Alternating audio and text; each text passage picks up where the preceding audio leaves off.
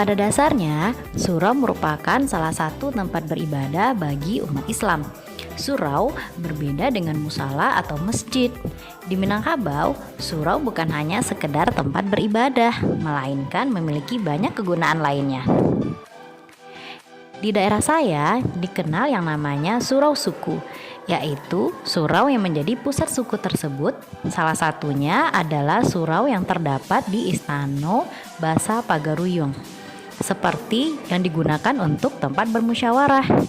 Selain di rumah gadang Pagaruyung, ternyata di surau juga bisa diadakan musyawarah.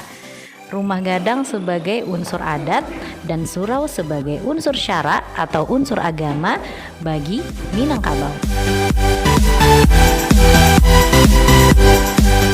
Surau dalam sejarah Minangkabau diperkirakan berdiri pada 1356 Masehi yang dibangun pada masa Raja Aditya Warman di kawasan Bukit Gombak.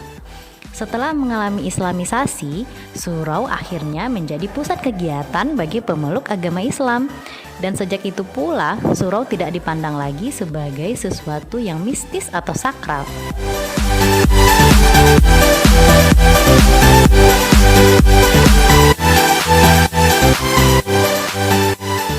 Surau menjadi media aktivitas pendidikan umat Islam dan tempat segala aktivitas sosial. Kedatangan Islam ke Sumatera Barat telah memberikan pengaruh dan perubahan bagi kelangsungan surau di Minangkabau sebelumnya. Surau mulai terpengaruh dengan panji-panji penyiaran agama Islam. Dengan waktu yang tidak lama, surau kemudian mengalami islamisasi. Walaupun dalam batas-batas tertentu masih menyisakan suasana kesakralan dan merefleksikan sebagai simbol adat Minangkabau.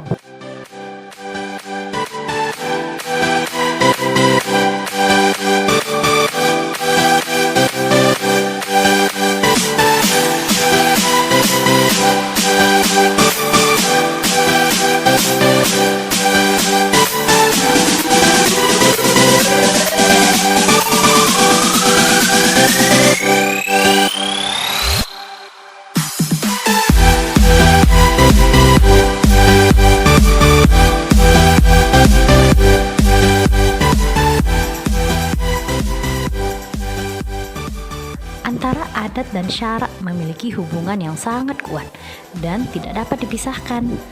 Adat bagaikan raga, sedangkan syarak bagaikan jiwa. Jadi antara jiwa dan raga tidak dapat dipisahkan. Jika terpisah, maka tiadalah kehidupan.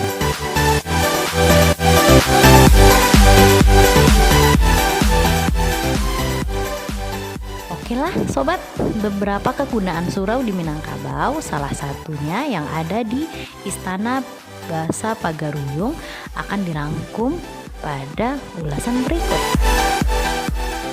Yang pertama, surau dijadikan sebagai tempat beribadah.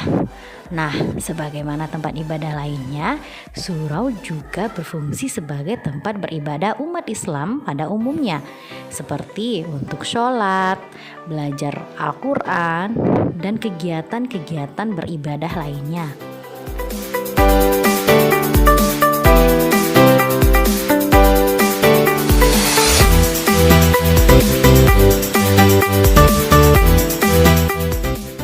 Yang kedua, surau juga dijadikan sebagai wirid adat. Nah, wirid adat adalah pertemuan para pemuka adat di suatu kaum. Di surau, mereka akan membahas tentang adat, agama, masalah yang terjadi dalam kaum, dan lain sebagainya.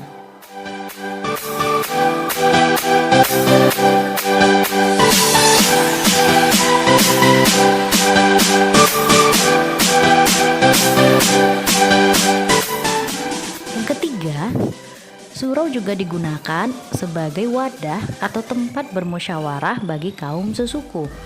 Dalam bermusyawarah, biasanya kita membicarakan tentang adat nantaradat dan adat istiadat. Bagaimana langkah selanjutnya untuk membangun dan mesejahterakan kaum sesuku. Dalam bermusyawarah akan saling mengeluarkan pendapat, masukan atau saran, dan aspirasi masing-masing. Selain itu, surau juga dijadikan sebagai sarana untuk mengumumkan hasil musyawarah atau keputusan kepada masyarakat. Nah, yang terakhir, surau itu juga dijadikan sebagai tempat tinggal para pemuda Minangkabau. Maksudnya bukan tempat tinggal sebagai mana layaknya rumah loh ya sobat. Tapi para pemuda Minangkabau ini tidur di surau, sedangkan untuk kehidupan sehari-hari mereka tetap tinggal di rumahnya. Di zaman dahulu, para pemuda Minangkabau setelah mereka belajar Al-Quran di surau, maka mereka akan langsung tidur di surau.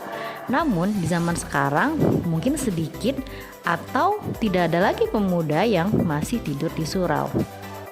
Nah sobat, itu adalah sedikit info tentang surau, keberadaan surau, dan eksistensi surau yang masih ada di Minangkabau, khususnya surau yang ada di Istana Basa Pagaruyung.